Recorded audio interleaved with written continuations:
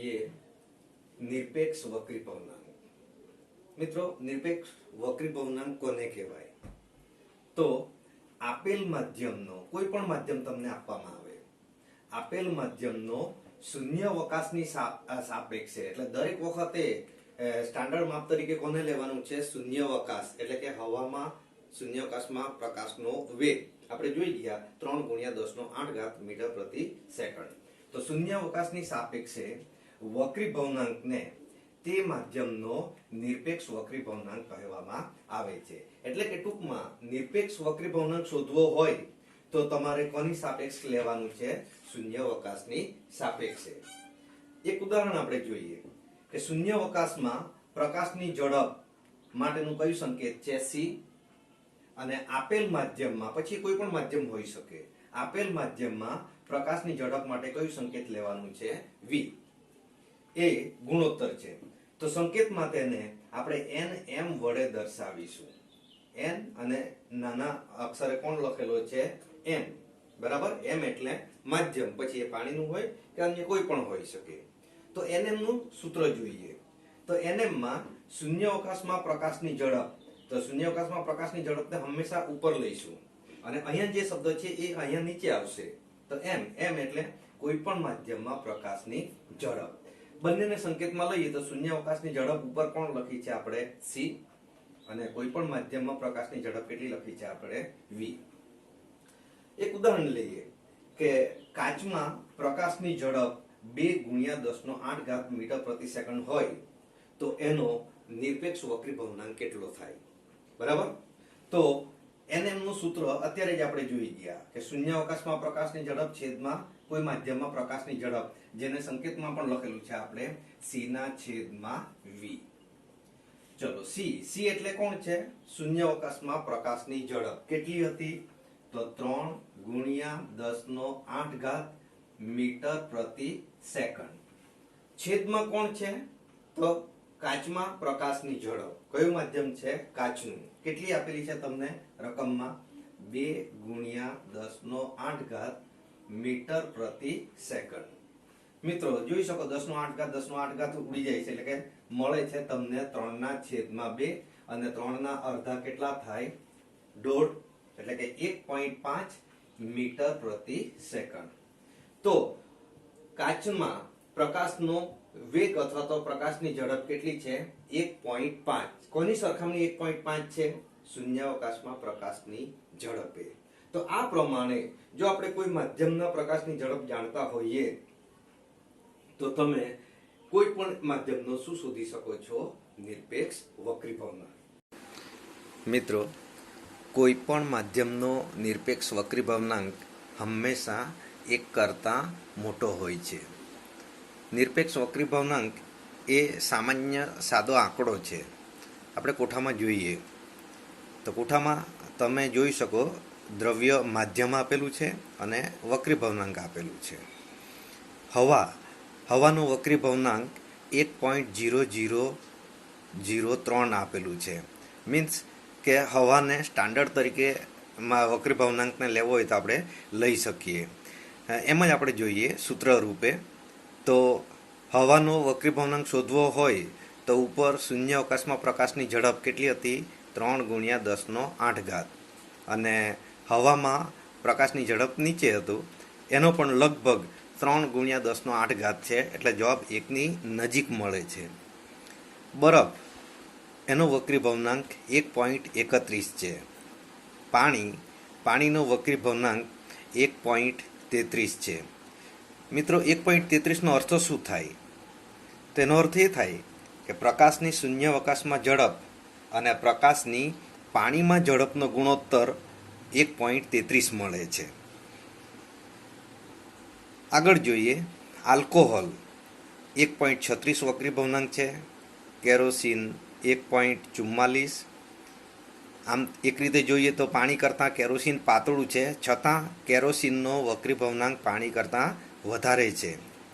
Fuse quarters 1.46, turpentine 1.47, benzene 1.50, crown કાચ 1.52, Canada બાલ્સમ 1.53, ખનિજ મીઠું 1.54, કાર્બન ડાયસલ્ફાઇડ 1.63, સઘન ક્લિન્ટ કાચ 1.65, માણેક 1.71, નીલમ 1.77 અને હીરો 2.42.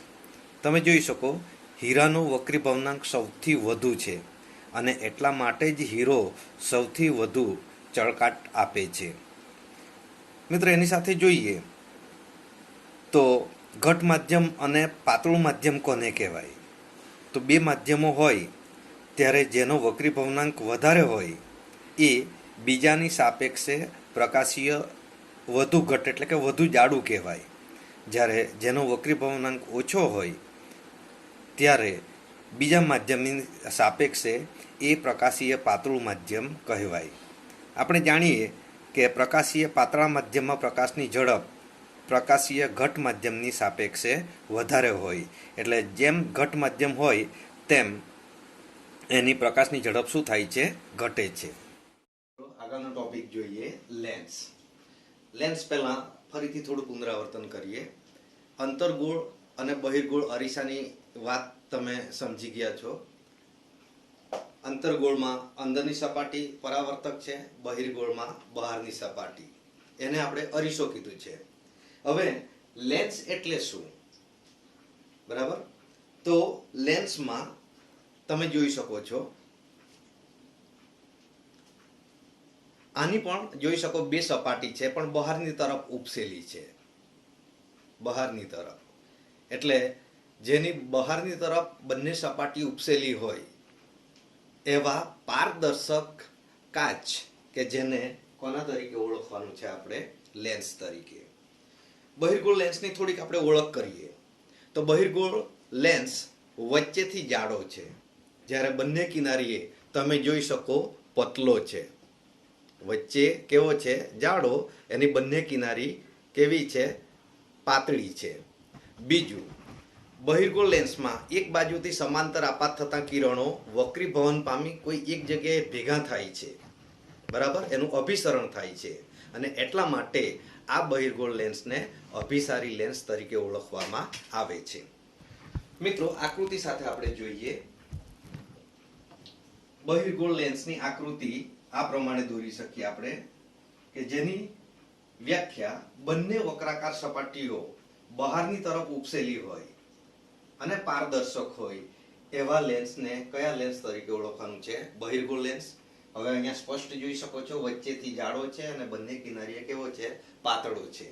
અને સમાંતર આપાત થતા કિરણો વક્રીભવન પામી કોઈ એક બિંદુ પર ભેગા થાય છે અને તેથી આ બહિર્ગોળ લેન્સને અભિસારી લેન્સ તરીકે પણ ઓળખવામાં આવે છે.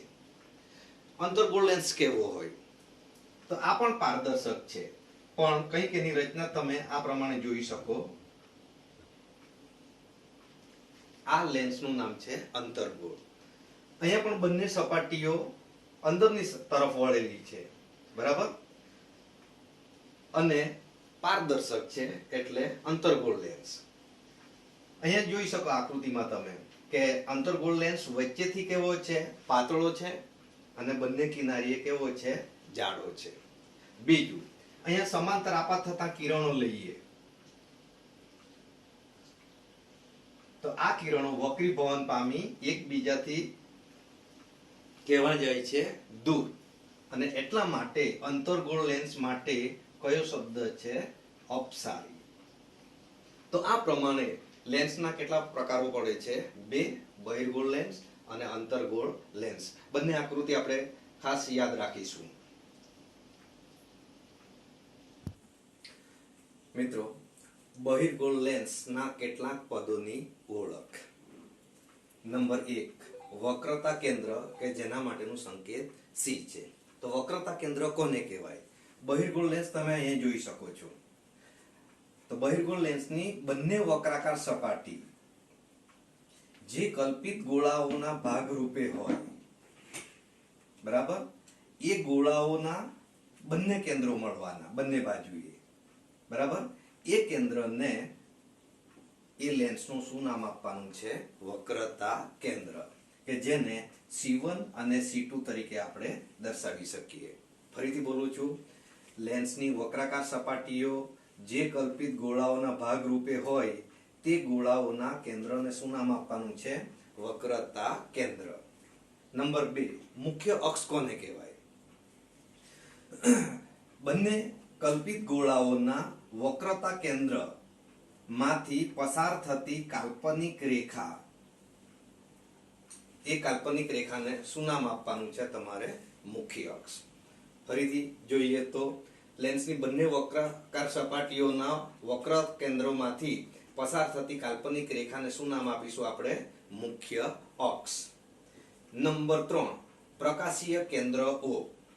પ્રકાશીય કેન્દ્ર એટલે શું?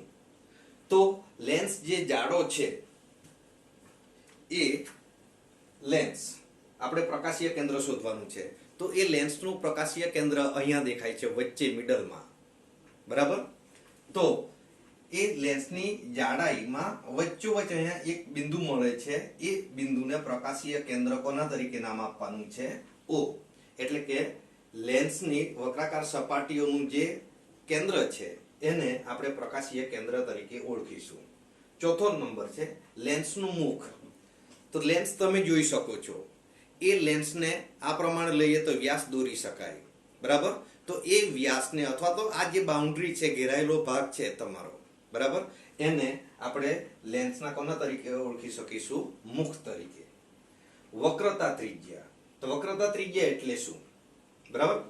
તો લેન્સની વક્રાકાર સપાટી જે કલ્પિત ગોળાઓના ભાગ રૂપે હોય તે ગોળાની ત્રિજ્યા, દાખલા તરીકે પહેલું છે એટલે R1 નામ આપું છું, અને આની ત્રિજ્યા અહીંયા દોરી બતાવીએ, એને આપણે R2 તરીકે ઓળખીશું. તો વક્રતા ત્રિજ્યા માટે કઈ સંકેત લીધું છે? R. એટલે કે કલ્પિત ગોળાઓની ત્રિજ્યાને વક્રતા ત્રિજ્યા તરીકે ઓળખવામાં આવે છે. મુખ્ય કેન્દ્ર.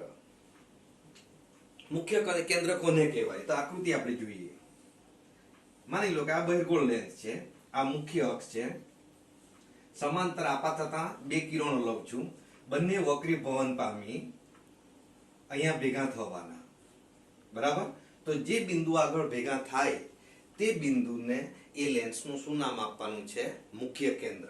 અને મુખ્ય કેન્દ્ર લગભગ આપણને અહીંયા મળશે, F, અને આનું અહીંયા મળશે, અને F1 અને F2. એટલે બે વક્રતા કેન્દ્ર મળે છે, બે મુખ્ય કેન્દ્ર મળે છે, અને બે ત્રિજ્યા પણ મળે છે. તો ફરીથી મુખ્ય કેન્દ્રની વ્યાખ્યા શું કીધી? કે લેન્સના મુખ્ય અક્ષને આપાત થતા સમાંતર કિરણો, આપાત થતા બે સમાંતર કિરણો વક્રીભવન પામી જે બિંદુએ ભેગા થાય તે બિંદુને લેન્સનું શું નામ આપવાનું છે? મુખ્ય કેન્દ્ર. છેલ્લે કેન્દ્ર લંબાઈ F.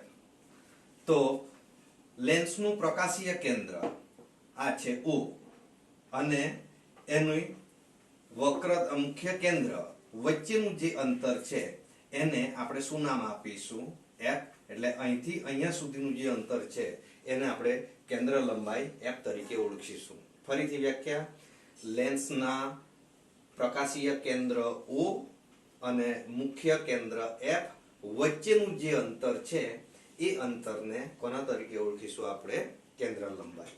તો મિત્રો, આટલી વસ્તુ તમને ખ્યાલ હોય તો આના પછી લેન્સની સામે જુદા જુદા અંતરે મૂકેલી વસ્તુનું પ્રતિબિંબ ક્યાં ને કેવી રીતે મળે તે આપણે સરળતાથી જાણી શકીએ.